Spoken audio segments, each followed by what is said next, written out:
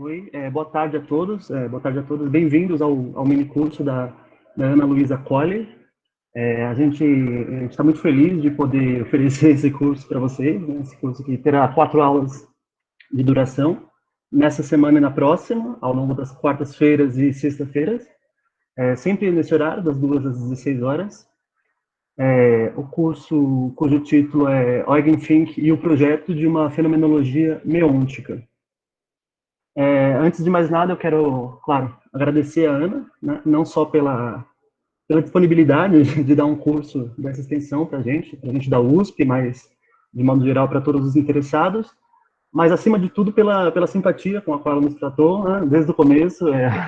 Foi muito bacana isso.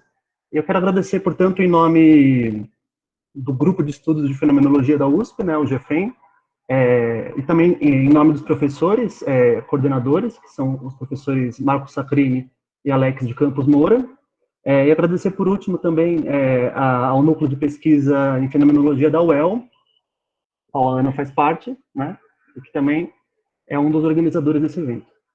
Antes de passar a palavra para a Ana, eu só queria introduzir um pouco do currículo dela, apresentar um pouco a pesquisadora. Bom, a Ana Luísa Colli é membro fundador do Núcleo de Pesquisa em Fenomenologia da UEL, de Londrina.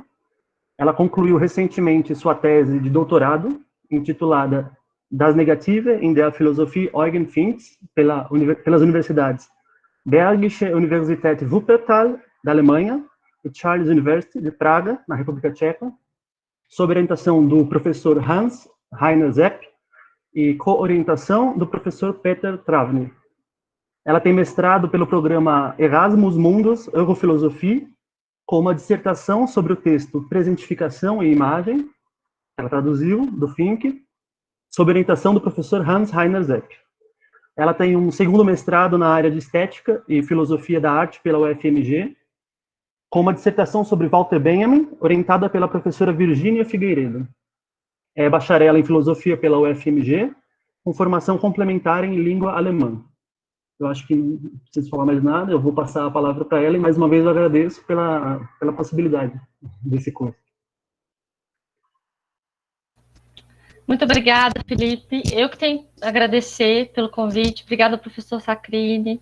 Obrigada, pessoal do GFEM, que me acolheu também, né, porque os fenomenólogos ficam meio que perdidos aí, então ter esse acolhimento grupal assim, é muito importante, muito bom. E, né, queria dizer que eu estou muito feliz de fazer esse primeiro minicurso sobre o Fink na USP, né, casa do saudoso Carlos Alberto Moura, né, que foi uma das grandes personalidades, né, muito importante para trazer o Husserl para o Brasil. Uma tarefa que tem muito a ser feito ainda, mas que, né, como o professor Sacrini disse há pouco, a gente tem que começar, né? E ele fez um grande começo, ao qual eu acho que a gente está aqui dando sequência, né? Então, me dá muita honra poder falar logo aqui nessa casa, virtualmente, né? Então, obrigada pela apresentação, Felipe. Enfim, só falar um pouco desse percurso, porque esse que foi meu orientador no mestrado e continua sendo meu orientador no doutorado, o professor Hans Heiner Zepp, ele é o principal editor das obras do Fink, né? Então, foi através dele que eu conheci o Fink, né? Ele está fazendo esse trabalho maravilhoso de resgatar essa obra dos arquivos da Universidade de Freiburg, em que eles ficaram lá muito tempo meio que abandonados, e, né, deu origem a esse projeto das obras completas, e ele tem feito esse trabalho heróico, de verdade, de, né, apresentar o Fink para alunos que poderiam eventualmente se interessar, né, pelo Fink. E então foi o meu caso, felizmente, né, de que eu cheguei no mestrado no Erasmus Mundus com um projeto sobre Husserl e Derrida. E aí ele olhou o projeto e disse: poxa, mas tem uma cara do Fink aqui, que é um filósofo que eu tô... E aí, então, foi o meu encontro com o Fink, aí eu abracei, né, porque tinha tudo a ver com aquilo que eu estava realmente procurando, né, no entremeio ali de Husserl e Derrida, eu acabei encontrando o Fink, e foi um encontro muito feliz. Então, gente, boa tarde para todo mundo, né, esqueci de...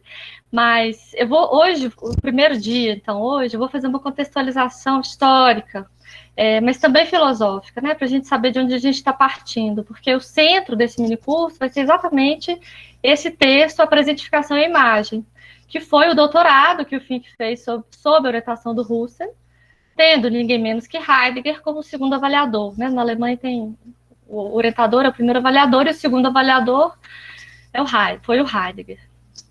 Eu vou projetar, então, aqui a minha tela, e aí, como vocês já devem estar acostumados, quando eu projeto a tela, eu fico meio sem ter muitas notícias. Então, se alguém quiser precisar de interromper, eu peço que alguém fale alguma coisa, né? Assim, liga o microfone, porque senão eu vou ficar aqui perdida. Então, vamos ver. E, infelizmente, eu vou ter que compartilhar toda a minha tela, porque como se trata de um... Vocês estão vendo a minha tela? Sim, Ana. Ótimo, obrigada. Obrigada, gente. Na verdade, esse é o primeiro. Né? Então, é isso. Eu vou começar, então, primeiro explicando o título desse, né, que eu propus para esse minicurso, que é o projeto de uma fenomenologia meôntica. Acho que eu já comentei aqui, né, que sempre vem uma piadinha. Nossa, mas o que é isso, meôntico? Né? Calma, eu vou explicar. Né, não é nada do outro mundo, e não é nada que esteja assim tão distante, tão distante, né, enfim, de uma elaboração da fenomenologia que o próprio Husserl já estava chegando ali no final da década de 20, né? Só que, enfim, a minha tese de doutorado foi sobre a obra, foi sobre o Fink em geral. O que eu quero dizer com isso, né? Antes que eu me atrapalhe, é que o Fink, normalmente, ele é separado em duas fases, né? Existe um primeiro Fink, aquela coisa, né? O Fink mal é estudado, mas já tem um monte de categorizações, né? Então, o primeiro e o segundo Fink. O primeiro Fink seria, então, o Fink da época de assistência ao Husserl, né? Porque ele foi, então, o último assistente do Husserl, ele iniciou o período de assistência dele em 28, então ele acompanhou o Husserl nos 10 últimos anos da vida do Husserl, né? Trabalhando diariamente. E aí, logo depois, em 38, o Husserl, então, morre, logo depois eclode a guerra, eu vou chegar nesse ponto, e aí, então, em 46 apenas, o Fink consegue retomar uma espécie de carreira acadêmica, que ele, né, depois da guerra, depois de tudo, ele vai fazer, então, a habilitação, ele vai entregar a habilitação, e vai vai entrar como professor da Universidade de Freiburg, em 46. E aí, então, tem início, historicamente, cronologicamente, o que os intérpretes, em geral, chamam de um segundo Fink. Né, mas aí, esse segundo Fink, entre aspas, ele ficou, como é que fala? Ele foi professor da Faculdade de Educação, de Filosofia também, mas principalmente da Faculdade de Educação. E essa segunda obra do Fink, ela é muito mal compreendida, em geral. Como a primeira também, de resto, né? Porque como o Fink, né? Se a gente costuma falar, o Fink é um autor muito desconhecido no Brasil. E aí eu sempre corrijo essa frase, eu digo, olha, não é só no Brasil, é no mundo inteiro, né? Assim, tem pouquíssimo tempo que o Fink está sendo redescoberto, mesmo na Alemanha, né? Graças ao esforço de professores como Hans Heine Sepp, que estão editando ali a obra, fazendo esse trabalho de formiguinha, né? Que é de apresentar um autor para os alunos que chegam, etc. E, então tem muito pouco tempo isso, né? Então, assim, o primeiro instituto como é que chama isso? De pesquisa sobre a obra do Eugen Fink foi criado na Universidade de Wuppertal no ano passado. E esse ano, em janeiro deste ano, fevereiro, já nem lembro mais, porque esse ano não existiu, no começo desse ano que não existiu, aconteceu ou não aconteceu, depende do ponto de vista, o primeiro evento sobre o Fink nesse Instituto de Wuppertal, do qual eu e Giovanni pudemos participar. Mas, assim, essas coisas estão acontecendo agora, né? Então, a gente está acompanhando essa coisa, digamos assim, essa onda que é um pouco mundial, né? Então, o Fink está sendo redescoberto agora. E aí, redescobrir agora quer dizer, inclusive, às vezes, combater algumas interpretações de alguns autores, filósofos, às vezes, que marcaram, né? Que marcaram uma leitura, que marcaram uma época de leitura. E um desses problemas foi isso, a dificuldade de texto, vou falar um pouco sobre isso, mas, então, assim, o primeiro Fink, isso que a gente chama de primeiro Fink, foi sempre considerado um autor ou um intérprete mal sucedido ou confuso do Husserl. Por que eu digo isso? Um exemplo que eu gosto de dar é a apresentação do Pedro Alves, essa tradução que ele fez, dá para ver? Das meditações cartesianas, que saiu pela Forense Universitária, né? Na introdução, o Pedro Alves coloca, porque as meditações, de fato, elas foram publicadas, né, muito depois da morte do Husserl, teve um problema danado para publicar e tal, então ele vai dizer, porque quando o Fink entrou, né, o Fink com seu devaneio especulativo, a sua... ele fala uma palavra que é tão engraçada, como que é? É uma da prolixidade do Fink, enfim. Isso só retardou a publicação das meditações, enfim, o Fink é visto como uma espécie de pedra no caminho de alguma das publicações do Husserl, particularmente as meditações. Então tem isso, né? O primeiro Fink é essa espécie de pedra no sapato do último Husserl. E aí, nessa mesma onda, o segundo Fink, então, e essa acho que ela deve, em grande medida, ao Marc Richir, que foi um importante filósofo belga, fenomenólogo também, e que leu o Fink da juventude, ele leu o Fink de juventude com olhos, né, ele foi um dos primeiros a reconhecer a originalidade dessa obra que nós vamos ler, né, de presentificação e imagem, mas, ao mesmo tempo, ele foi aquele que, digamos assim, criou uma tradição de interpretação do segundo Fink como uma espécie de leitor mal-sucedido, de intérprete mal-sucedido do Heidegger, né? Como se o segundo Fink, então, do tipo assim, do Husserl, então ele arrumou uma outra referência que foi o Heidegger, e ali também para exercitar seu ser uma pedra no sapato. Enfim, basicamente essa, assim, são as interpretações correntes, com as quais eu tento dialogar, né, para mostrar que não é bem assim. E então, de fato, assim, eu reconheço, na minha tese, por exemplo, eu tentei arrumar um conceito, foi o conceito de negativo. Esse conceito de negativo me permitiu andar dessas duas fases, juntar, digamos assim, a partir de uma perspectiva, os dois pontos de vista, né, do primeiro Fink e do segundo Fink. Mas eu reconheço, inclusive, que apesar dessa continuidade, existe algo que se rompeu aí, que eu acho que principalmente devido à experiência de guerra, né? E que existe, de fato, alguma coisa que se move, né? Assim, então, eu costumo, isso é uma nomenclatura que eu dou, né? Que eu digo, então, que o primeiro Fink tem esse projeto de uma fenomenologia meôntica, e o segundo Fink teria o projeto de uma fenomenologia cosmológica, ou um projeto cosmológico, também a gente poderia dizer. Então é um pouco isso, né? O título desse minicurso, então, simplesmente diz isso, né? Que o Fink, o enquadramento que eu estou querendo apresentar aqui é exatamente esse primeiro Fink fenomenólogo, assistente do Husserl, e que tem, apesar do Husserl, e apesar desse trabalho de assistência ao Husserl, desenvolve uma proposta nova de fenomenologia, que seria essa fenomenologia meôntica. E o que isso significa é o que eu vou tentar explicar nas próximas vezes. Hoje eu vou tentar fazer uma coisa mais histórica, né? Então, o Eugen Fink, aí está a data de nascimento, a fotinha dele vocês já conhecem. Eu não vou ficar muito tempo nessas coisas meio Wikipédia, mas é só para dizer isso, né? Em 28, ele ainda não tinha o doutorado, né? Ele já começa a ser assistente de Husserl, ele já tinha se transferido a Freiburg em 27, e aí em 28 ele chega, como ele não tinha doutorado ainda, ele vira uma espécie de segundo assistente do Husserl. O primeiro assistente do Husserl, então, era o Landgraber, Ludwig Landgraber, que também é um famoso fenomenólogo, né, dessa segunda geração, praticamente, desses alunos do Husserl, e que, junto com o Fink, foram os grandes responsáveis pela fundação dos arquivos Husserl. Então, em 29, o Fink, então, escreve o doutorado, a presentificação e imagem, que é esse texto base, né, do nosso minicurso.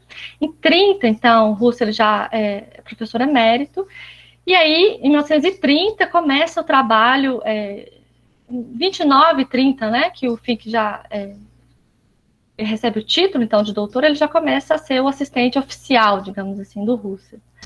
E aí, a primeira coisa que o Husserl faz, é deixar na escrivaninha do Fink, né, um volume dos manuscritos de Bernal. Né? Para quem não sabe, os manuscritos de Bernal são manuscritos que o Russell escreveu nessa cidadezinha perto lá da Floresta Negra, Bernal, em 17, 18, e que ele dava muito valor a obras. Né? Ele dizia, eu acho que aqui está a minha obra-prima vai estar aqui, enfim. Ele queria, o Fink, a assistência, assim, o posto de assistência do Fink surgiu para que ele trabalhasse nesse problema do tempo, né, dos manuscritos de Bernal. Porque logo antes, em 27, agora eu já não tenho certeza, 27, o Heidegger, então, tinha publicado Lições para uma Fenomenologia da Consciência Interna do Tempo. Nós temos essa edição aqui, essas lições de 2005, 2007, por aí. O Heidegger, então, tinha publicado, então era uma fase em que o Russell estava particularmente dedicando a esse problema, né, do tempo, da construção do tempo, da consciência do tempo, etc. Só que aí, em 29, como vocês devem saber, né, o Russell vai a Paris, faz as conferências de Paris, né, então ele escreve as meditações, né, que aparece primeiro, de fato, em francês. E aí, em 29, é um ano assim, porque ao mesmo tempo, né, o Heidegger chega a Freiburg, chegou antes, né, ele chegou aqui em 28, se eu não me engano. Eu sou um pouco ruim com data, gente, me perdoa. É mais ou menos nessa época, né, o Heidegger chega a Freiburg, e aí as pessoas começam a vir a Freiburg ou a ir a Freiburg para assistir às aulas do Heidegger, não do Russell.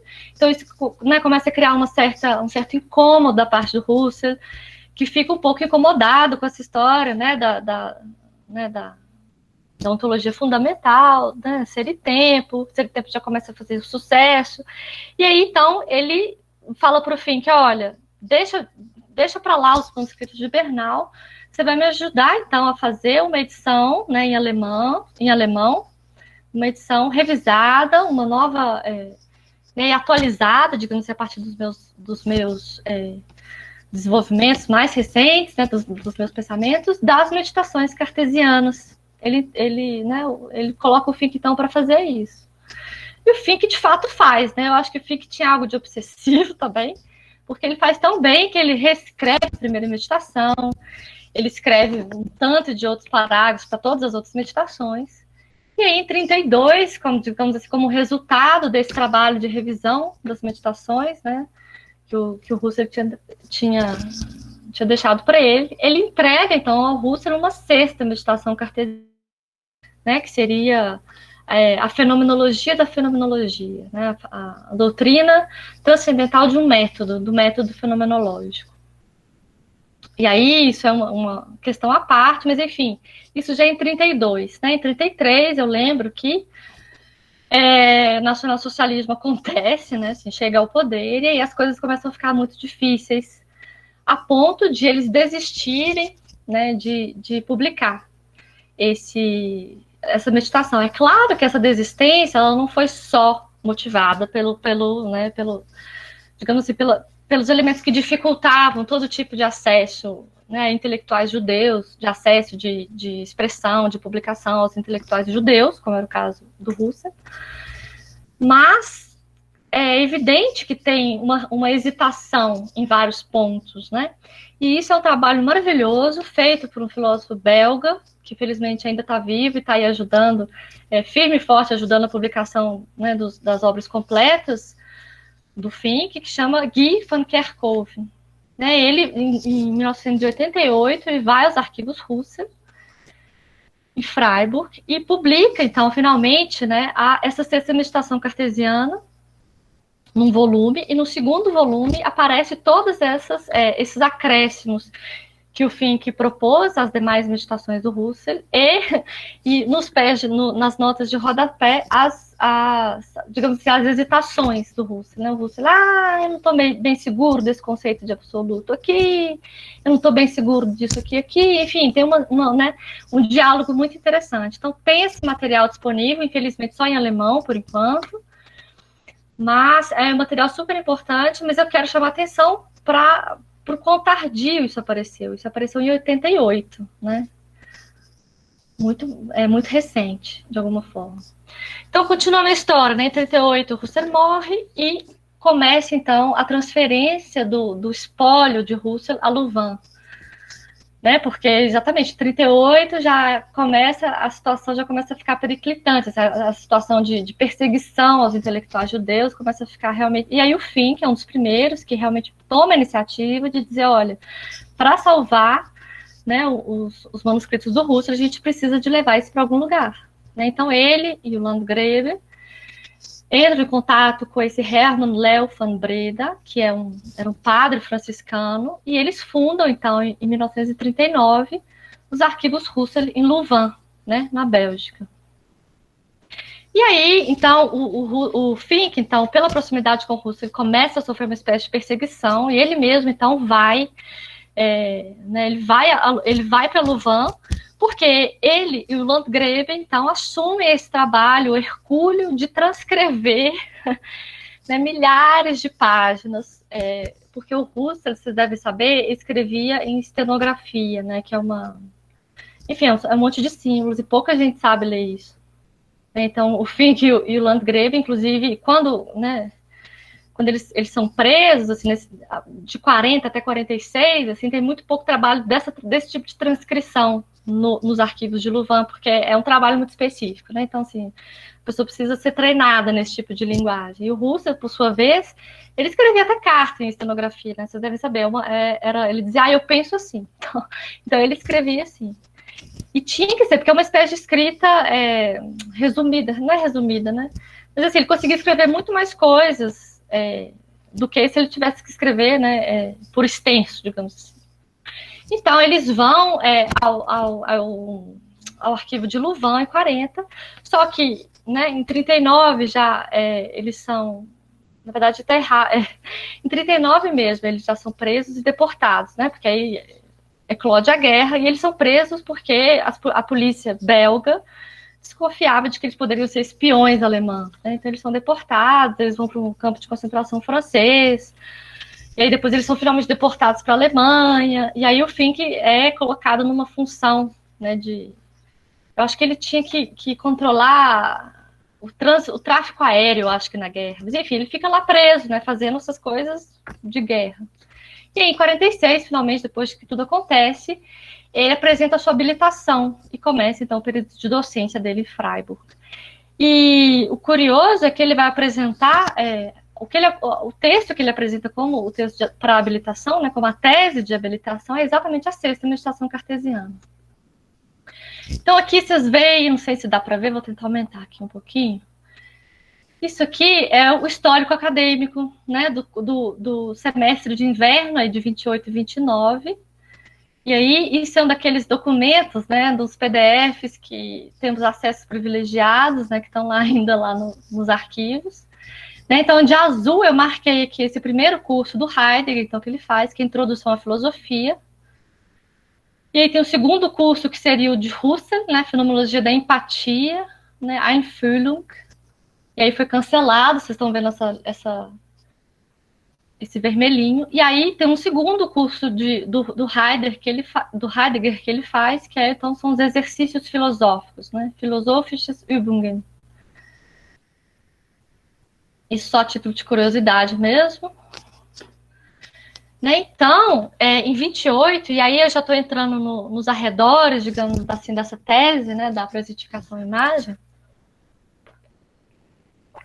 Antes dele entregar essa tese, digamos assim, é uma reescrição de um escrito que ele fez em 28, que ficou sendo chamado, né, foi apelidado de Preisschrift, né, que é o escrito premiado, o trabalho premiado. E certamente que esse apelido, digamos assim, se deve à extensão do título, né, como vocês veem, um título gigante, que é esse, Contribuições a uma análise fenomenológica dos fenômenos psíquicos que se deixam abordar sob expressões ambíguas, como considerar algo como si, representar-se a algo, fantasiar. Né? São exatamente esses fenômenos psíquicos que vão aparecer depois na tese como a presentificação. Né? Então, já está adiantando aí. E aí é interessante que aqui, ó, esse motonoises, né? Ele coloca um mote é noises. Ele está exatamente fazendo um trabalho sobre, né, sobre esse campo de fenômenos aí dos atos da consciência, né, da noises. E aí é porque na verdade o prêmio que esse escrito ganhou foi um concurso, digamos assim, da Universidade de Freiburg que ele se inscreve e ganha o título, né? Tá fora de ordem. Depois eu conserto. Esse aqui, então, é o famoso Good Art, né? A folha de avaliação da tese, da presentificação em imagem, né? Que tem, aí eu fiz um recorte aqui do detalhe, que tem o Husserl, enfim, faz. Eu coloquei para vocês lá na pasta, tem uns trechos que eu traduzi desse documento, né? Um documento oficial que aprova, digamos assim, a tese, né? A presentificação em imagem. E aí o Husserl diz um pouco, essa tese, né, tá dando continuidade a várias questões da minha filosofia, da minha fenomenologia, por exemplo, o problema da modificação de neutralidade, né, é muito importante. Aí o Husserl menciona, inclusive, ele diz, olha, é um texto que ele não está acabado, né, no sentido, assim, é um texto que está redondo, digamos, está pronto como uma tese, mas ele não está acabado, porque o autor, né, que seria o Fink, então, muito talentoso, ele já tem projetos para dar sequência, então, e de fato, né, nesses manuscritos do Fink, que foram publicados recentemente, nessas notas de trabalho, existe, umas centenas de fragmentos que seriam intitulados Presentificação Imagem 2, ou seja, ele tinha um projeto concreto de levar adiante o que ele começou a fazer nessa tese. Só para mostrar, isso aí é só, digamos assim, um elemento para argumentar a centralidade dessa tese, que é uma tese de doutorado, né? Mas assim, é uma tese de doutorado e não obstante seja uma tese de doutorado, digamos, a primeira obra fenomenológica, filosófica do Fink. E ele sabia disso, né? Então, e aí no final, esse recorte que eu coloquei aí, espero que vocês estejam conseguindo ver bem, né? Tem a letrinha, então o Husserl termina esse documento dizendo, recomendo, portanto, a aceitação da dissertação. Na verdade, na Alemanha, para a gente seria tese, né? Às vezes eu esqueço que tem esse problema, né? O doutorado lá é dissertação, então deveria ter traduzido como tese, mas enfim, vocês entenderam o que é o doutorado, né? Recomendo, então, a citação dessa tese de doutorado com o predicado egrégia, né? Ele assina, então, Freiburg, e aí o Heidegger, meio preguiçoso, só escreve de acordo, né? Ou seja, se o Husserl falou, deve estar tudo certo nessa tese, né? Quem sabe se ele leu de fato. Não, tô brincando, eu acho que ele leu, se eles foram, de alguma forma, interlocutores, né? Isso está documentado nas cartas, né? E, inclusive, tem o famoso curso sobre o Heráclito, que os dois deram juntos em 66, né? Numa situação depois posterior. E aí, então, eis a primeira capa da tese, né, do trabalho inaugural, então, Presentificação e Imagem, que o Fink apresentou, e esse aí é a publicação no anuário do Husserl, né, que o Husserl tinha um anuário, todo ano ele publicava, sei lá, os trabalhos mais relevantes, e aí, em 1930, ele defendeu em 29, começo foi em novembro, dezembro, vocês viram? E aí, em 1930, então, publica pela primeira vez essa tese. E uma curiosidade é que a primeira recensão, não só dessa tese específica, mas de todo o anuário do ano de 1930, desse anuário, foi feita pelo Levinas. Isso é isso não é irrelevante, digamos assim. Então, eu vou voltar naquela outra página que eu tinha ficado, isso. Eu tinha ficado fora de ordem. Bom, desculpa por isso, depois eu vou cortar e depois eu coloco esse. Né? Então, aí tem essa disposição preliminar, isso aí, eu traduzi, tá igual tá aí, né? Disposição preliminar para investigações de Edmund Husserl sobre a fenomenologia do tempo transcendental. E aí data de janeiro de 29, como vocês veem, então, é já como assistente, né? Ele não tinha ainda o título, né? E aí, esse documento eu traduzi. Deixei para vocês lá no Drive, mas deixei em alemão. Não, peraí. O português está antes. Eu queria ler muito brevemente algumas coisas, porque vai ser muito importante, porque para o que eu vou falar em seguida, e também para situar, né, de onde que o Fink está partindo. Né, que eu já contei para vocês que o Fink, a primeira coisa que ele recebeu foi os manuscritos de Bernal, né? Então, isso aí é, digamos assim, um primeiro esboço para o que ele e o Husserl, nas cartas e nos manuscritos, chamavam de livro do tempo, né? Das Zeitbuch, né? Então, várias vezes eles falam, como que anda o esquema do livro do tempo e tal. E esse foi um dos primeiros esquemas que ele fez de organização desse livro do tempo, né? Então, ele começa, a introdução, então, seria o problema do tempo transcendental. Deixa eu aumentar mais. Se não estiver dando para ver, alguém me fala, por favor. O problema do tempo transcendental. Nesses ensaios, fundamentalmente dentro da redução egológica, né, que está especificado bem sumariamente, né, só para ter umas ideias. Conexão com as ideias, né, aí no caso, ideia. A redução realizada ali como primeira etapa da redução. Né, caracterização da exposição do problema transcendental do tempo nas ideias e nas lições. Né, então, as lições sobre a consciência interna do tempo. Nova apresentação da problemática da constituição fenomenológica. Exatamente essa interconexão para o Fink, não só para o Fink, mas eu digo assim, ele vai ressaltar isso, essa codependência praticamente do problema da constituição e do problema da temporalidade, que vai ser, digamos assim, o fio condutor que eu quero né, adotar para ler presentificação em imagem. E aí vem, né, seção 1, análise do tempo imanente, análise sensorial da percepção, da recordação, análise da rememoração, o tempo imanente como multidimensionalidade de tempos, exposição das diferenças descritivas entre temporalidade dos atos e tempos dos dados iléticos, né, e exposição das aprioridades imanentes, relações de essência, né, às vezes, agora eu esqueci a palavra, análise da consciência de sucessão, etc. Ou seja, a gente vê aqui que ele estava ele está dialogando, que ele está realmente organizando os manuscritos de Bernal. Né? Quem já teve a oportunidade de bater o olho nos manuscritos, reconhece aqui as problemáticas. Né? Seção 2, então, constituição do tempo imanente, apreensão, nananã. E aí a seção 3, autoconstituição da consciência interna do tempo. E aí aparece já uma coisa engraçada que é né, a aporia básica do retorno ao infinito e superação fundamental através da restituição fenomenológica de uma doutrina Aristóteles-Brentano. Diagrama do tempo. Tempo e ego, não sei o quê.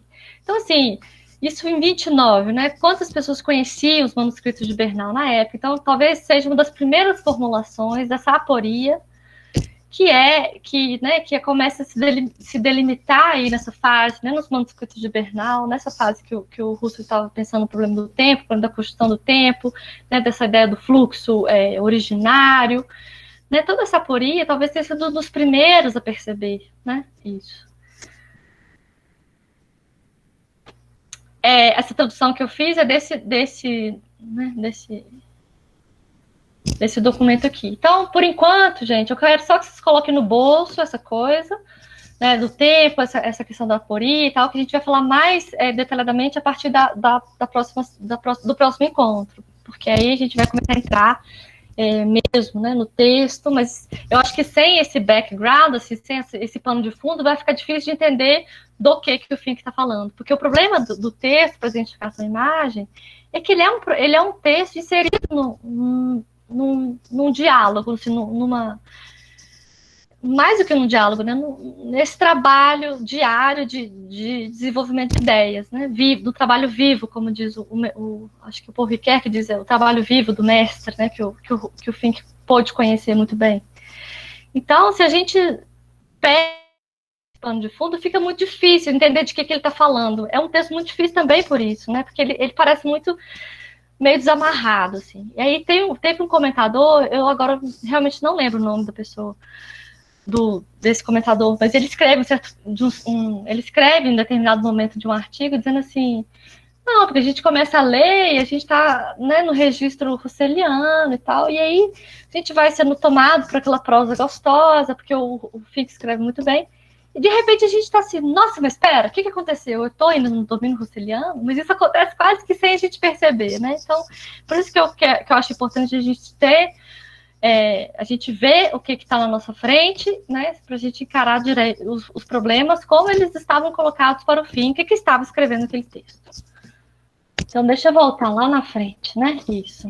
E aí, então, começa, e aí, então, 30, mais ou menos 29, 30, então, o Fink começa a trabalhar, então, antes de se dedicar, né, à revisão das meditações cartesianas, ele ainda atarefado com o problema do tempo, com o livro do tempo, ele começa a fazer essa disposição para um sistema da filosofia fenomenológica de Edmund Husserl.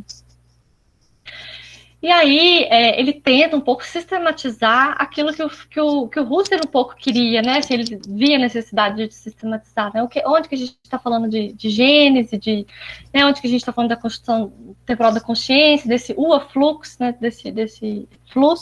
Desse fluxo originário. E aí, os vários níveis, né? Os vários níveis sobre o qual a fenomenologia deveria se debruçar, né? Então ele faz ele tenta fazer essa sistematização já em 1930. E aí, em 1930 e 31, aparece então esse esboço inicial de uma introdução à fenomenologia, né? Assim, de 30 a 31, peraí. Bom, enfim, mas isso aí tá tudo nesse background aí, nessa... E aí, então, chega né, o caso da revisão das meditações cartesianas. Esse aí é uma foto, né, uma imagem dos documentos do Fink, né, mas aí eu acho que é legal ver que, né, é um esboço de assistente, né? Assim, ele realmente tomou essa tarefa como uma tarefa de assistência, né? E, no entanto, é uma Arbeitung, é uma revisão das meditações cartesianas. E aí a primeira meditação está aqui, um primeiro, digamos assim, uma primeira documentação dessa primeira meditação que ele praticamente reescreveu, né? Escreveu inteira. E aí o Brudzina, que foi esse editor que eu comentei com vocês no início, que morreu ano passado, que estava editando esses volumes com as notas de trabalho, ele costumava dizer que a sexta meditação cartesiana, então, do Fink, foi uma espécie de descartesianização das meditações do Husserl, né? E aí, nesse sentido, a gente vai ver também. Depois isso vai fazer sentido. Por enquanto, eu quero só assim, plantar sementes, né, de questões que depois vão sendo resolvidas, porque seria muita coisa para falar, mas isso tem tudo a ver com esse projeto meôntico, né? Depois as coisas vão começar a encaixar. E aí vem, então, a Umgestaltung, né? Ele começou fazendo uma Arbeitung, né? Que seria uma revisão, e aí depois tem uma reformulação já das meditações cartesianas, né? E aí, de novo, então, tem várias versões do próprio Fink, aquela coisa obsessiva de escrever, reescrever, não sei o que e tal. E isso sem contar que os dois se viam todos os dias, no final das contas, assim, nas cartas, a gente já vê, por exemplo, cartas já da esposa, né, da Malvine, da esposa do Husserl, já para o Fink. O Fink era já quase um filho para ele, porque ele vivia na casa do Husserl, os dois faziam caminhadas diárias. Eu ia até colocar uma foto deles fazendo a caminhada diária, mas eu esqueci. Enfim. Então, nessas caminhadas, eles ficavam lá se explicando, né? Um explicando para o outro, e aí o Fink, que tinha uma memória, essa memória do Fink, várias pessoas já elogiaram, então realmente deveria ser uma coisa fenomenal. O Fink chegava e escrevia muita coisa, né, dessas conversações. E aí, então, agora, o primeiro manuscrito datilografado, então, da sexta meditação cartesiana, né? E aí vocês veem o título, a ideia de uma doutrina transcendental do método, que seria, então, essa sexta meditação cartesiana. Essa sexta meditação cartesiana, ela é muito importante, mas, assim, muito importante para o Fink e para o projeto meôntico do Fink.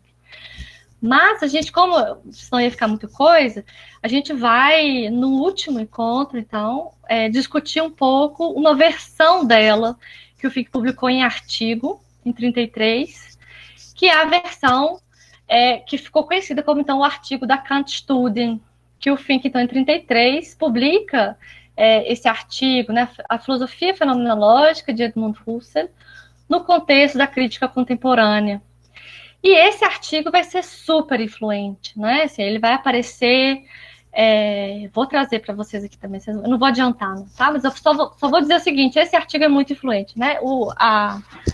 Digamos assim, a desculpa do artigo é defender a fenomenologia de Husserl das críticas do neocantismo, né? Até por isso que ela foi publicada na Kant Studio, né? Nessa revista especializada em Kant. E, de fato, ele faz isso, e, de fato, ele apresenta, mas só que ele apresenta aí uma fenomenologia um pouco estranha, né? Assim, de novo, a gente tem aquela sensação de que a gente começa, tudo bem, estou reconhecendo aqui, né, as categorias husserlianas, os conceitos bonitinho e tal. E aí você vai lendo e, de repente, você dá aquele nó na cabeça, você diz, opa, onde é que eu estou? Né? Acontece de novo aquele estranhamento, né? O Fink era mestre em fazer isso, que era fazer essa... E o Fink era tão esperto que nas notas, nesses manuscritos de trabalho, ele escreve que os conceitos que ele usa são conceitos mascarados, né? Que eles se encaixam muito bem na fenomenologia do Husserl, ou seja, eles são conceitos do Husserl, mas que eles também apontam para uma outra direção, né? Que vai ser essa direção da fenomenologia meôntica, que a gente vai ver depois com calma. Né? Então, tem esse estranhamento de fato, né? Só que o Fink, ele tem essa característica, ele trabalha no conceito. E, inclusive, isso é uma crítica que ele vai fazer ao Heidegger, né? Que ele vai dizer, de fato, a metafísica precisa de uma... Isso em 46, tá? Eu já estou indo um pouco na frente, mas, né, isso reflete tudo isso que o Fink estava fazendo até então. Ele vai dizer que a metafísica, de fato, precisa passar por uma reformulação, né? Precisa... ser de alguma forma desconstruída, mas isso não pode ser feito simplesmente pela criação de novos conceitos, né? Ao invés de falar, sei lá, ser humano, eu vou falar Dasein, ao invés de falar isso, eu vou falar não sei o quê. Isso não é assim que a gente faz, né? E aí isso cria uma coisa e aí sou eu, tá? Essa é a minha interpretação, isso é uma tecnologia que eu uso, então não é do Fink, que eu gosto de dizer que o Fink faz uma contra-metafísica. E aí, nesse momento, ele está fazendo uma contra-fenomenologia quase, né? Que ele está fazendo um trabalho junto ao Husserl, para o Husserl, e ao mesmo tempo muito crítico ao Husserl. E um exemplo muito importante disso, eu acho que é próprio, de fato, por exemplo, o conceito de meôntico. O conceito de meôntico, gente, não aparece em nenhum desses textos. Não aparece. O conceito de meôntico, eu acho que até sair essas edições das notas de trabalho, eu acho que todo mundo achava que era um delírio praticamente, do Dorian Cairns, que é um filósofo americano que passou algumas temporadas com o Husserl e o Fink e escreveu um livro que chama Conversations with Husserl and Fink. Esse livro agora, nossa, me deu um branco total agora de quando que ele foi lançado, mas eu acho que foi tipo 76, alguma coisa do tipo. E aí a primeira vez que aparece publicamente alguma referência sobre uma filosofia meôntica do Fink. E aí então ficou todo mundo assim, mas de onde que isso vem, né? Isso não aparece na Sexta, isso não aparece na Kant Studio, isso não aparece, tá? Isso vai ser público, esse termo meôntico vai vir ao público em 2006, ou seja, ontem, praticamente. Então, até então, era uma espécie de delírio do Dorian Cairns. Eu vou trazer isso depois nas próximas vezes. Mas o que eu quero chamar a atenção é que esse artigo da Kant Studio foi em 33, né?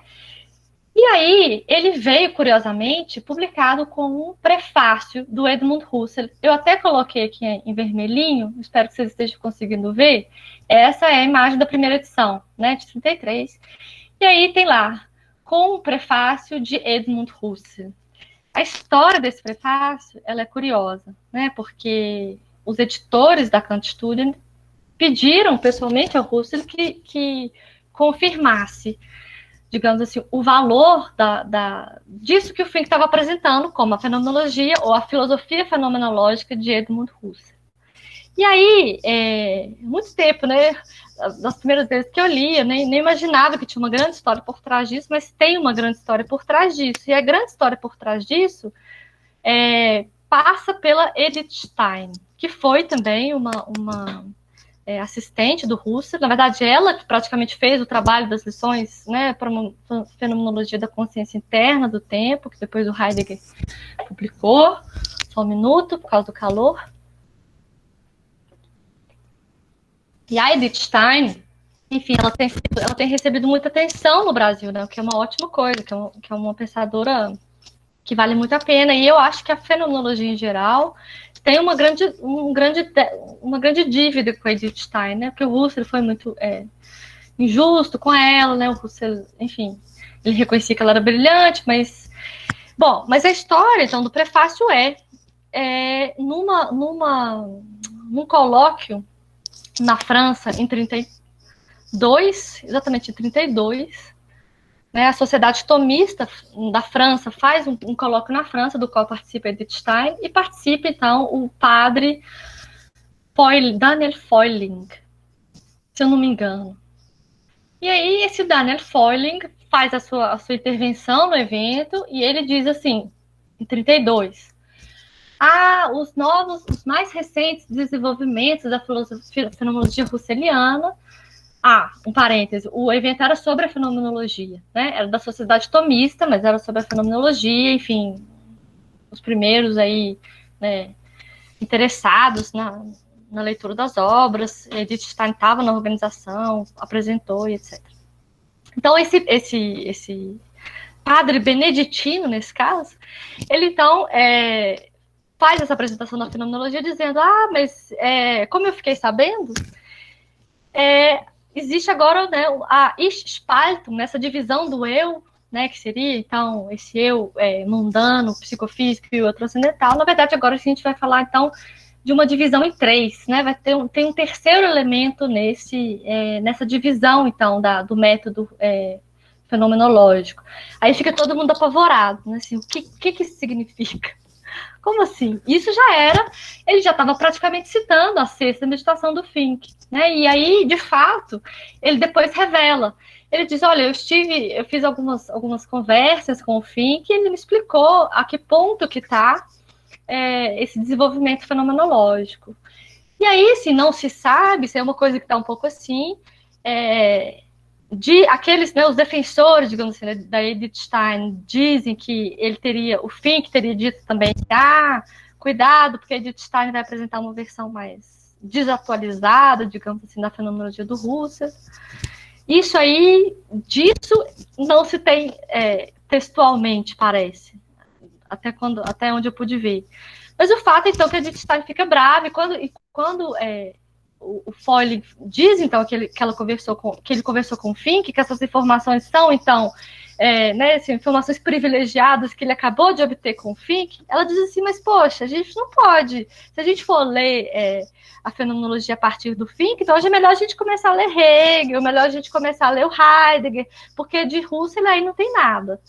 E aí vira um bafafá, enfim, chega aos ouvidos do Husserl fica bravo, escreve para Edith Stein, e ele escreve, inclusive, uma carta para esse Feuling, para esse padre, dizendo, não é verdade, desconsidera, né, assim, a Edith Stein é uma pesquisadora brilhante, mas nesse caso ela foi totalmente desproporcional, mas enfim, vira um burburinho tão grande esse acontecimento, que os editores da Kant Studien falam assim, pera lá, será que a gente vai publicar isso aqui mesmo? Então, eles pedem uma nota do Husserl dizendo isso. E a nota, então, eu também deixei lá para vocês no Drive, eu traduzi só um pedacinho, né?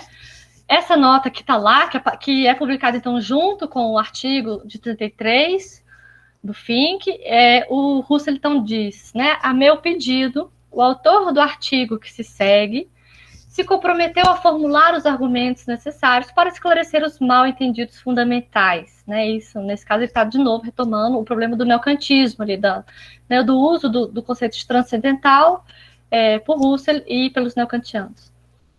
E aí continua a leitura, né? Ele foi qualificado para esta tarefa, 2 pontos, né? Assim, vamos explicar em que consiste essa qualificação.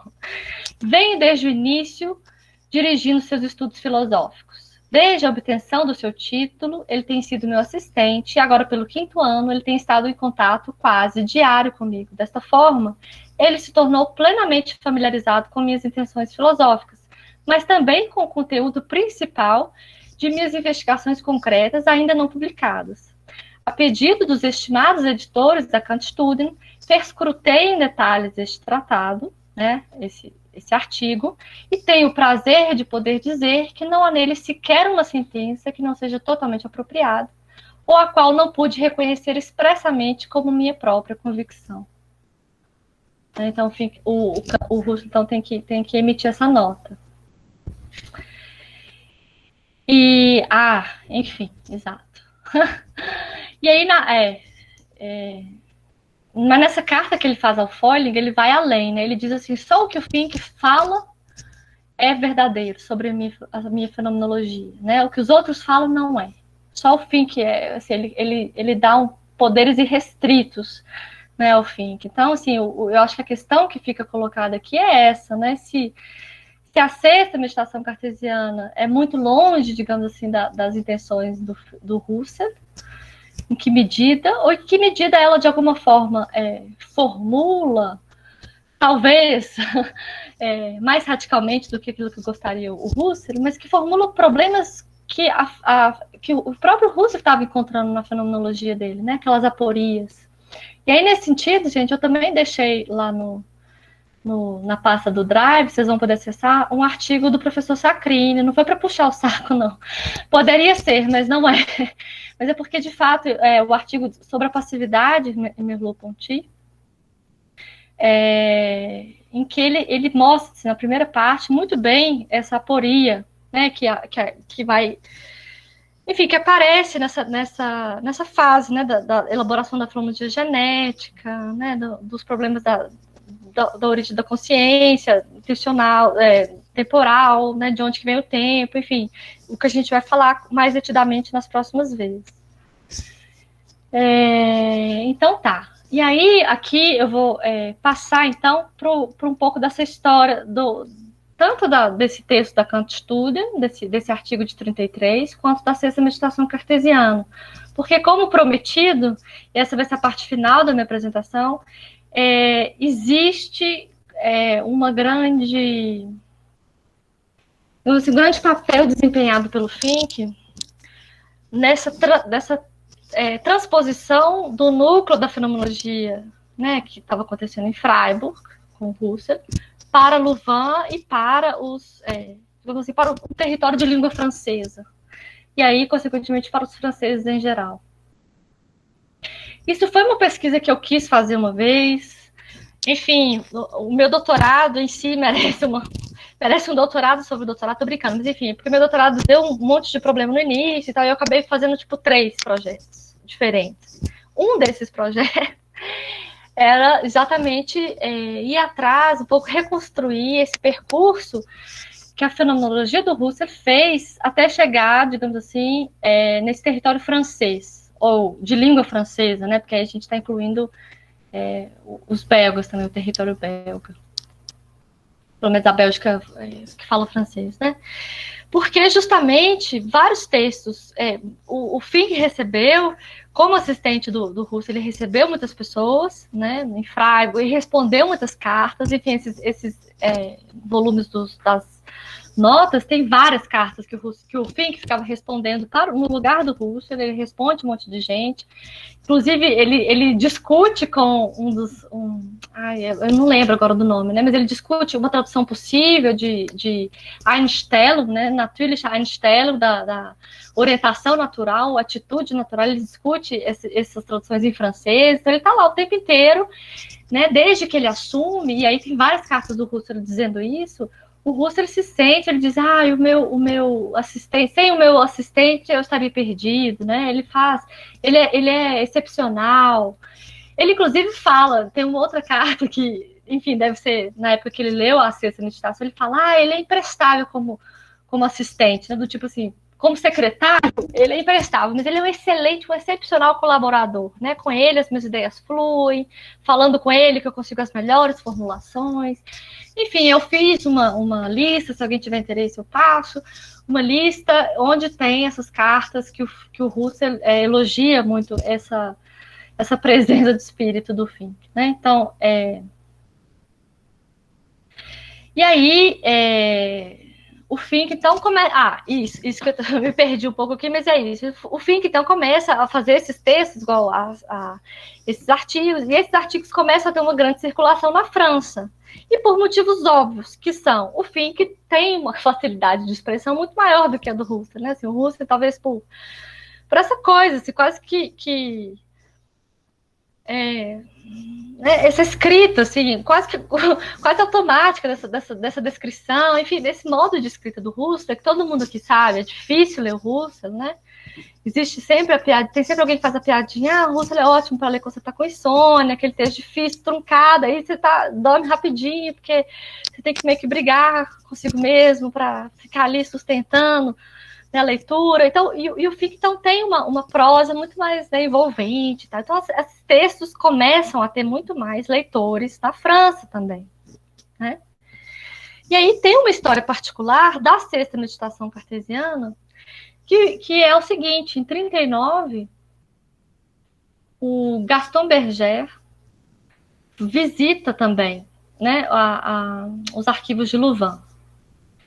E aí, nessa visita dos arquivos, o Fink dá para ele uma cópia datilografada, igual vocês estão vendo aí, né? Ele deu uma cópia dessa, assim. Ele deve ter dado uma cópia desse tipo aqui, ó, igual essa que vocês estão vendo. Ele deu uma cópia, sim, para o Gaston Berger, né? Como vocês veem, é uma cópia, né? É um manuscrito datilografado, não tem nome, né? Eu acho que ele não deu a capa. E o Bruckner, que é esse filósofo americano, ele que fez um livro importantíssimo sobre o diálogo de Husserl e Fink, que chama Beginnings and Ends, né? Fink... esqueci agora o título, mas é sobre isso, sobre esse período dessa colaboração do Fink e do Husserl. Ele diz assim, foi o mesmo professor que falou que as meditações do Fink é uma descartesianização, né? Ele vai dizer, mas o Fink não era bobo nada, né? A meditação cartesiana tem 12 parágrafos, sendo o último parágrafo sobre uma espécie de idealismo fenomenológico, que é extremamente crítico ao idealismo transcendental, tal como formulado por Husserl nas meditações. E aí, exatamente esse 12º parágrafo, ele guarda, e ele entrega, então, para o Gaston Berger, em 39, um manuscrito da sexta meditação cartesiana, né, do 1º ao 11º parágrafo. Assim, sem nome, sem nada. E aí, isso começa a circular na França, e aí eu vou mostrar para vocês daqui a pouco também, como que tem um depoimento do Merleau-Ponty. E aí, tem uns estudos sobre isso, e eu cito aqui o Sebastian Luft, no livro que chama-se Fenomenologie der Fenomenologie, ou seja, Fenomenologia da Fenomenologia, um livro sobre a sexta meditação. Ele faz uma nota dizendo exatamente isso, assim, para os franceses, principalmente, primeiro, né, porque o texto do Husserl era difícil, segundo, são textos em alemão, é mais difícil você diferenciar o estilo de escrita, né? Então, assim, durante muitos anos, esse texto da sexta meditação cartesiana foi tomado, na França principalmente, que é onde se transferiu, digamos assim, o núcleo da fenomenologia, foi tomado como um texto do Husserl. Então, essa confusão, ela praticamente foi liquidada em 88, né, que foi quando o Guy van Kerkhove, que é esse filósofo belga, foi lá e publicou, né, essa obra, né, e publicou todo o contexto, né, que são essas outras revisões, etc.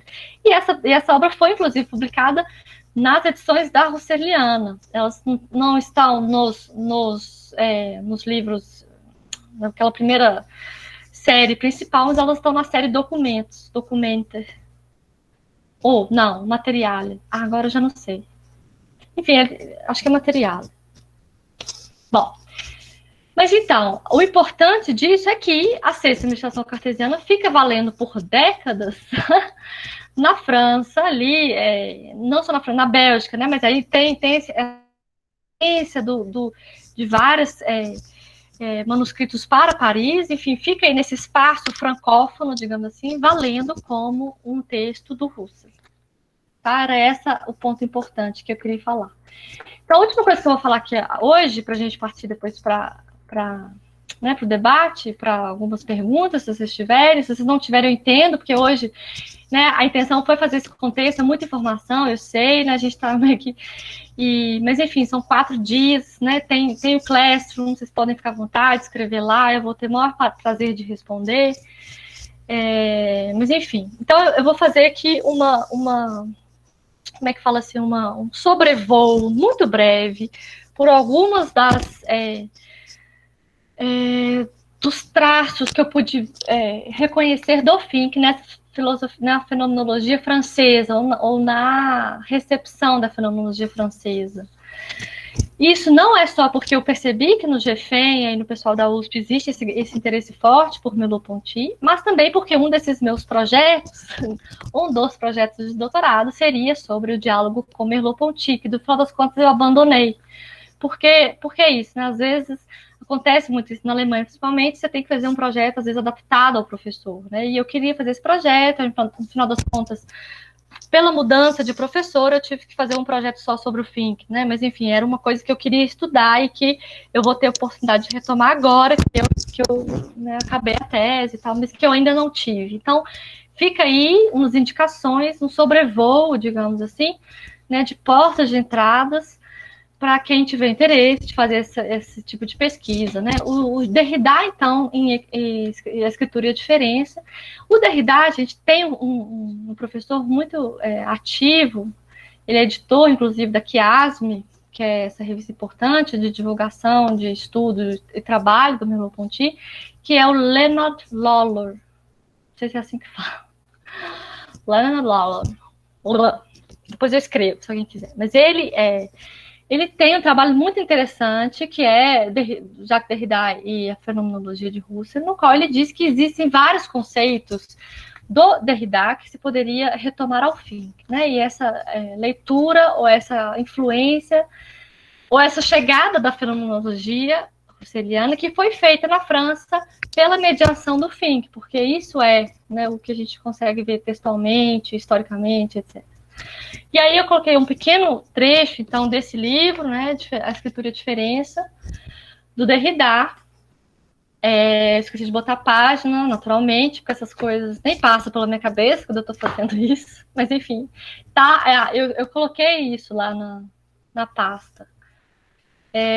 Então, ele coloca aí, né, para esclarecer a distância que deve separar uma psicologia fenomenológica de uma fenomenologia transcendental, eu estou lendo aqui, para quem estiver perdido, faz-se necessário perguntar por aquilo que as impede de se unirem, por aquele paralelismo que libera o espaço de uma questão transcendental. A redução transcendental é aquilo que converte nossa atenção para aquele nada, no qual a totalidade do sentido e o sentido de totalidade deixam aparecer sua origem. Ou seja, segundo a expressão de Fink, a origem do mundo. Nossa, isso é uma frase...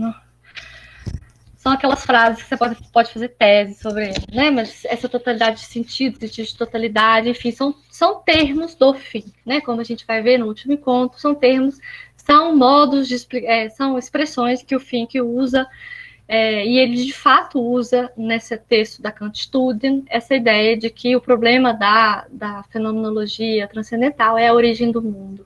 Isso virou uma espécie de mantra. Os professores todos repetiram isso, né? Então, estou deixando aqui esse registro, por exemplo, do Derrida, que escreve isso em 67. Estou fazendo isso, ao invés de fazer, como é que fala, do primeiro ao último, eu estou começando do último, dos que eu selecionei, porque o primeiro vai ser Merleau-Ponty, sobre o qual eu tenho mais a dizer do que esses outros. Então fica aí, esse Leonard Lawlor, esse texto, se quem tiver interesse, eu tenho um PDF, posso passar. Ele diz, inclusive, o conceito de origem, o conceito de desconstrução, existem vários conceitos que a gente pode retomar, que são conceitos que o próprio Derrida, claro, foi buscar no Husserl, mas tem digamos, esse filtro, né, dessa chegada da fenomenologia pelo Fink. E aí, um segundo exemplo, que é acachapante. Esse exemplo é acachapante. Muita gente fala comigo assim, poxa, eu queria ler o livro do Lyotard para introduzir a fenomenologia, né? O Lyotard fez esse livro em 54, que chama, nessas edições, né, francesa, que Serge, né, que é tipo esse passo a passo nosso, só que enfim. eu não vou ficar aqui falando das diferenças de proporção, mas só para vocês entenderem, né? Uma sériezinha na França, e aí era a fenomenologia, no qual o Lyotard, então, se propõe a fazer uma apresentação da fenomenologia. E aí ele fala coisas que um russeliano ortodoxo teria uma espécie de infarto, né? Assim, fica assim, meu Deus, de que ele está falando aqui, né, o Lyotard? E aí, enfim, o Lyotard, gente, eu poderia ter pego, sei lá, uns 20 exemplos. Eu peguei esse exemplo específico, mas saibam, se vocês quiserem fazer esse experimento, né, peguem esse texto do Lyotard e realmente, né, é muito estranho, porque é uma espécie de Frankenstein entre uma coisa russeliana e uma coisa finkiana, mas isso não é dito. Ele cita o Fink várias vezes, né, mas nunca, o Fink aparece como essa figura do assistente do Russell, basicamente. Não é como se fosse uma filosofia do Fink. Então, é fenomenologia. Então, essa passagem especial me chamou a atenção. E aí eu leio. Enquanto sujeito empírico e concreto, eu, de fato... aqui ele está num contexto em que ele está explicando a intencionalidade e a redução transcendental. Então, ele diz, enquanto sujeito empírico e concreto, eu, de fato, continuo a participar da posição natural do mundo. Né? A posição natural do mundo seria a tese do mundo, né? Aquilo que o Russell coloca entre parênteses, né? Essa posição no sentido de Stellung. Não sei se ficou muito feliz na minha tradução aqui, mas esse sentido essa pressuposição de que o mundo existe, né? Assim, então, eu continuo a participar dessa pressuposição ou dessa posição natural do mundo. Essa tese é ainda uma vivência, mas eu não faço nenhum uso dela. Assim ele explica a redução fenomenológica. Ela, ou seja, essa tese, está suspensa, fora de jogo, fora de circuito, entre parênteses. E por redução, por ré, o mundo circundante não é simplesmente um existente, mas um fenômeno de existência. Russelianos ortodoxos de plantão, por favor, expliquem-me essa frase. Né? De novo, está aí esse filtro finkiano, né? Teve um outro dia que eu estava falando sobre isso, um amigo meu me escreveu assim, no WhatsApp. Cara, isso era uma angústia que eu vinha trazendo comigo há anos, esse livro do Lyotard, agora você resolveu o meu problema. E eu disse... Oi, alguém quer falar alguma coisa? Não, tudo certo, Ana, pode continuar.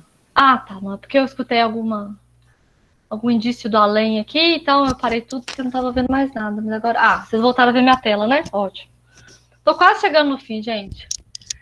E aí, então, tem o Paul Ricoeur nessa tradução francesa que ele faz as ideias do Russell. Não sei se vocês conhecem a apresentação.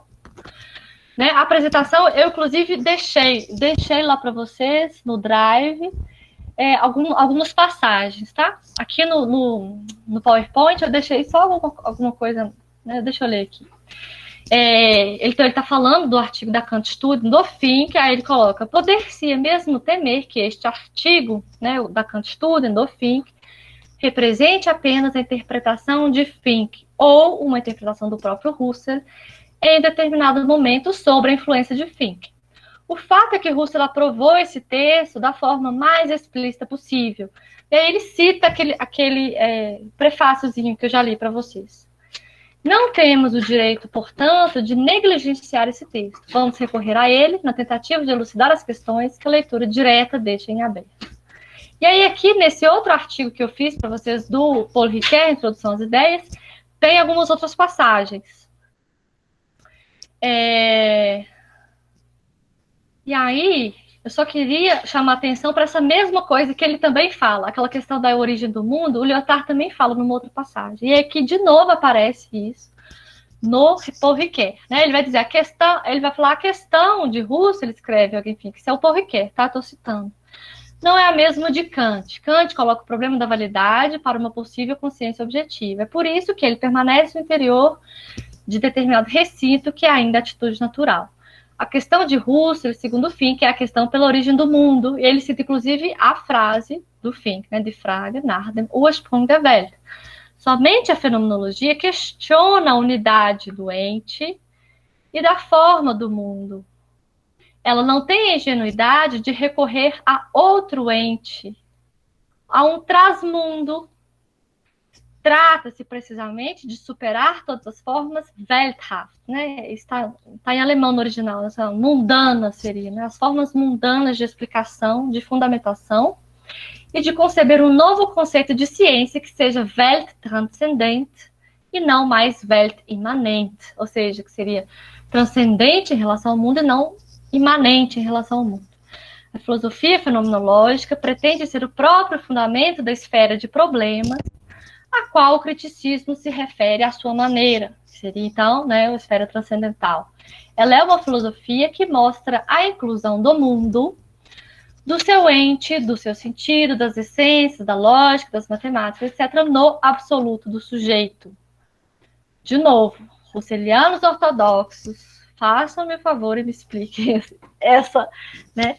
Claro, mas aqui ele está falando, ele está, né, está dizendo que ele está falando do fim. O que eu queria chamar a atenção aqui é, tanto naquela passagem do Derrida, deixa eu voltar lá, na passagem do Derrida, que tem esse nada, né, aparece esse nada no qual a totalidade do sentido e o sentido da totalidade deixam aparecer sua origem. Eu quero começar a criar aqui para vocês uma espécie de mapa conceitual, origem, né, nada, e agora aparece aqui no Riquet, o fora do mundo, né? Porque é só fora do mundo que a gente vai conseguir essa explicação da origem, que não é um ente, ou não é um trasmundo, né? E essa expressão, naturalmente, é o Fink recuperando Nietzsche, né? Hinterwelt. É disso que ele está falando.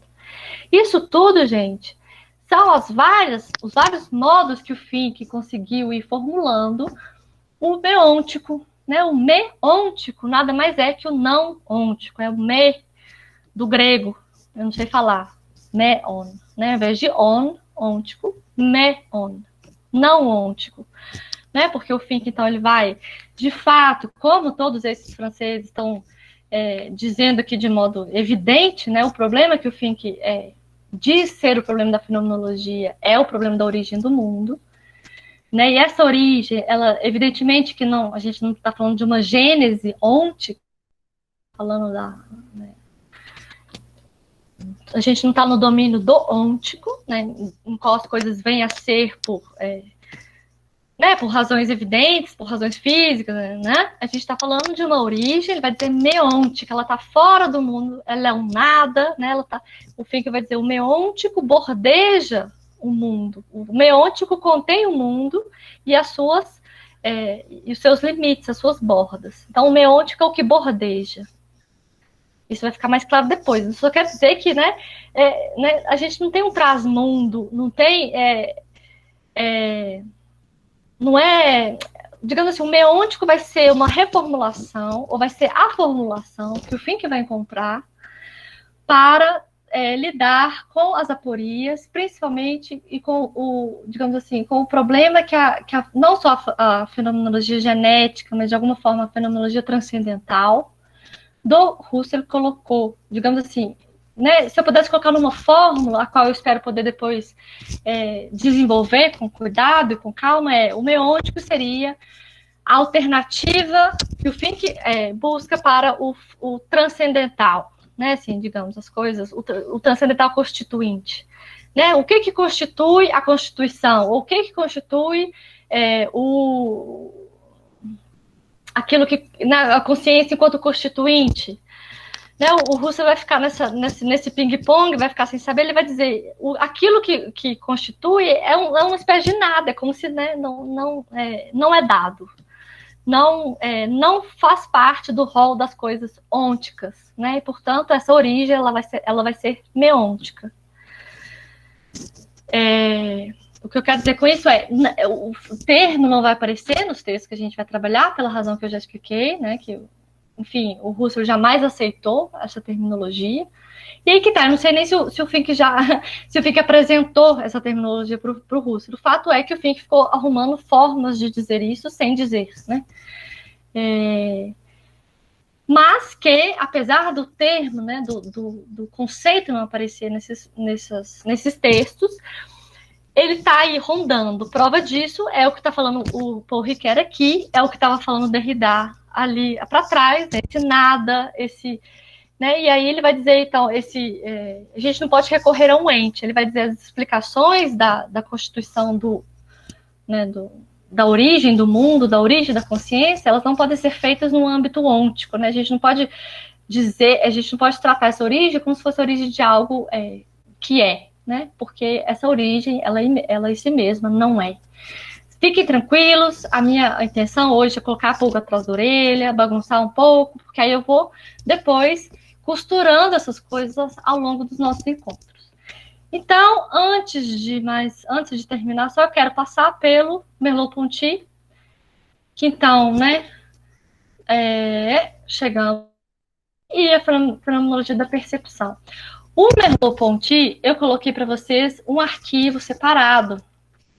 Esse é um pouquinho maior, né? Vai ficar lá no Drive também. E aí eu traduzi algumas cartas, tá? Que o Merleau-Ponty troca com o Fambreda.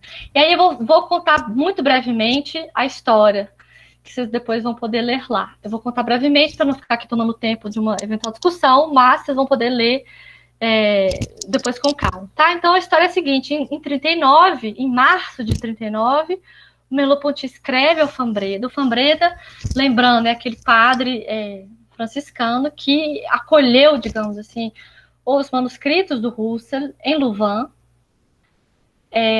na Universidade Católica de Louvain, e acolheu também o Fink e o Landgrebe fugindo da nazista, né? Assim, em 39, os dois vão lá e começam a transcrever aqueles manuscritos estenografados pelo Husserl. E aí o Fink estava lá, e aí tem as datas certinhas. Inclusive, gente, essa história que eu estou contando eu botei o artigo lá também, esse artigo do Léo Fambreda, ele escreveu sobre isso. Tá lá na pasta, só que tá em francês. Por isso eu vou fazer um resuminho rapidão aqui. Então, o resumo o Merleau-Ponty então escreve ao Fambreda em 39 e fala: eu estou fazendo eu estou aqui fazendo um trabalho sobre a fenomenologia da percepção. Para mim seria muito importante poder ter acesso ao segundo volume das ideias. E também queria ter acesso ao texto do Fink, nesse caso ele está falando de um outro texto, não aquele da Cantitude, mas um texto que tinha saído em 34, que também está circulando aqui. Eu queria ter acesso a esse texto. Eu poderia ir, então, ao Louvain? E aí o Fambreda inclusive, falar, vai ser um dos primeiros visitantes externos ali aos poucos conhecidos de Louvain, né? Ele vai vir de Paris, isso aqui. Então chega o Merleau-Ponty em 1º de abril de 39. E quem ele encontra? O Fink, né? Então o Fink estava lá, o Landgrebe ainda não tinha chegado. E aí o Merleau-Ponty fica de 1º até 6 ou 7, né? O Fambreda já não estava lembrando mais. Por aí, de abril, ele fica esses poucos dias. E o Fambreda, então, vai fazer um relato, ele vai dizer: nossa, que alegria que foi para mim ficar traduzindo, assim, ficar ajudando esses dois fenomenólogos de nacionalidades distintas nesse intercâmbio espetacular que foi esse encontro que eles tiveram, né? Fink e Merleau-Ponty. Os dois ficaram, então, horas e horas conversando, e o Fambreda, que era belga e sabia as duas línguas, tentando lhe ajudar um pouco na tradução. Então, ele termina, inclusive, falando: eu fiquei, né, me foi atribuído, então, esse papel de tradução entre fenomenólogos de nacionalidades distintas, um papel que, então, nos anos seguintes, me foi atribuído com certa frequência. Né? E aí, nesse ano também, e aí esses aqui são outros inéditos do Fink, desses arquivos que temos um acesso privilegiado aí através desse editor das obras completas do Eugen Fink, que está entre nós, que é o senhor Giovanni, né? E ele aí ainda fez, inclusive, a gentileza de transcrever esses materiais, né? Ali vocês podem ver, ficou meio ruim ali, mas são os materiais que o Fink está selecionando, então, em 39 e 40, para um conceito que para ele será fundamental para o segundo Fink, que é o conceito de experiência ontológica. E aí, no meio dessa pasta, aparece essa outra folha, né, em que ele escreve assim: o surgimento de uma filosofia fenomenológica na França. E aí, tadinho do Fink, eu acho que ele não entende exatamente Merleau-Ponty um nome só, ele bota Ponty Merleau, e escreve embaixo percepção. Né? Então, assim, dá para ver que foi mais ou menos na época desse encontro que eles tiveram, né? E aí, gente, o que eu queria mostrar aqui são as... Ah, não, espera, deixa eu acabar de contar a história, né? E aí, não, a história é a seguinte, aí eles ficam lá conversando, etc. Então, tem uma outra troca de cartas entre o Fambreda e o Merleau-Ponty, porque aí o Finck sai da história, né? Em 40 ele é preso, deportado, então o Finck um pouco sai de cena. Então, e o Merleau-Ponty, então, nessa época, ele vai se engajar muito para tentar manuscritos também, fazendo uma espécie de repositório desses manuscritos do Russell em Paris. Né? Então, tem essa história lá, para quem tiver interesse, né, dessa história que em 44 foram alguns manuscritos para lá, né? Eram 3 os franceses que estavam ali encabeçando essa iniciativa, o Merleau-Ponty era um deles, né? E aí o Tran Duc Thao, que é de origem, acho que é chinesa, gente, me desculpe, eu esqueci de olhar exatamente de onde que é esse filósofo. Enfim, ele era um dos que estava ajudando, e ele, em 44, leva uma série de manuscritos dessas transcrições, tá, que foram feitas, ele leva cópia disso para Paris. E isso fica numa biblioteca lá, esperando uma aceitação da Sorbonne. Isso é uma história triste, enfim, que, né, tem um monte de aceite, um monte de recusa, enfim. E aí, de 44, mas a questão é, de 44 até 48, o Merleau-Ponty pôde ter o acesso, isso, quem está dizendo isso é o Fambreda, que ficou em contato com ele. O Merleau-Ponty pôde ter acesso principalmente as pastas, essa aqui isso aqui é a página dos arquivos de Louvain. Tem o site, tem o link, eu deixei em algum lugar. Eu acho que foi nesse arquivo sobre o Merleau-Ponty, gente. Agora eu já não sei, mas eu mando também, de qualquer jeito, o link para vocês depois. Né? E vocês conseguem ver, digamos assim, o esqueleto das Russellianas, tá? Isso aí são todos os materiais, não estão todos, não. Tem mais para baixo, mas é porque o print não coube todo, né? Para baixo tem a crise, tem os outros materiais. Mas esses materiais, até o D, são os materiais que estavam sendo trabalhados naquela época, tá? Então, o C e o D foram... o Finck foi responsável pela transcrição desses manuscritos C e D. E aí, vocês vão ver que não por coincidência, C e D são Zeitkonstitution als formale Konstitution, ou seja, Constituição do Tempo como Constituição formal. E os manuscritos do grupo D são as constituições primordiais, a Ua Constituição, né, a Constituição originária. E esses manuscritos são os manuscritos, então, que nesse encontro o Finck entrega praticamente, ou conversa sobre eles também, junto com o Merleau-Ponty. E o Merleau-Ponty, então, de 44 a 48, isso é um dado comprovado, cópia desses manuscritos ficaram disponíveis em Paris. Né? Então, provavelmente, ele consultou isso nesse período. Né? E ele, inclusive, e aí, como vocês vão poder ver depois nesse documento que eu deixei lá para vocês do Merleau-Ponty, ele tem um certo momento em que ele vai falar, eu estava precisando tanto desse documento C, é o que mais me interessa, nananã. Então, assim, gente, isso que eu estou apresentando do Merleau-Ponty especificamente é mais, assim, como é que fala? É o percurso que eu tentei elaborar na época que eu estava querendo fazer esse projeto sobre o Merleau-Ponty, mas que não está feito ainda, né? Precisa de ser reconstruído um pouco, assim, né? Onde que isso aparece, de fato. Né? Em que medida que esse é o problema também com o qual o Merleau-Ponty está dialogando diretamente com o Russell, com a fenomenologia russelliana, e de certo modo, em que medida que isso passou por esse filtro também, né, do Finck, não só do Finck, como da sexta meditação cartesiana, porque aí vai ser a última coisa que eu vou mostrar para vocês. Esse aqui é o artigo que eu deixei lá, o arquivo que eu deixei lá, desculpa. Eu explico que esse negócio da C e D vai ficar mais claro, nananã. O que eu quero mostrar para vocês é aquilo que eu falei no início, que é essa carta aqui, ó. Que é a carta que o Merleau-Ponty escreve ao Fambreda em 1º de outubro de 42. E aí ele escreve, como ele poderia dizer, escreveu-me ele, né, o quanto estou satisfeito de ver que os nossos projetos, e esses projetos dizem respeito a esse projeto de salvar os manuscritos do Russell, fazendo um repositório em Paris, foram aprovados e agora tem uma chance de sucesso. Isso é o meu ponto de falando. No final das contas, não deu certo. Ele estava aí otimista, mas enfim, não deu certo. O importante dessa passagem que eu quero ressaltar em Marseille, pude consultar, através de Gaston Berger, a sexta meditação, ponto. Né? Eu ali, no silêncio da pequena cidade universitária de Aix-en-Provence, e essa leitura só fez aumentar a minha curiosidade. E aí, esse parêntese é do próprio Fambreda, né? Pelos inéditos, naturalmente pelos inéditos do Husserl. O que leva a pensar, de fato, que ele leu essa sexta meditação como um texto do Husserl também, como fizeram tantos outros, como a gente viu, né? Então, é isso.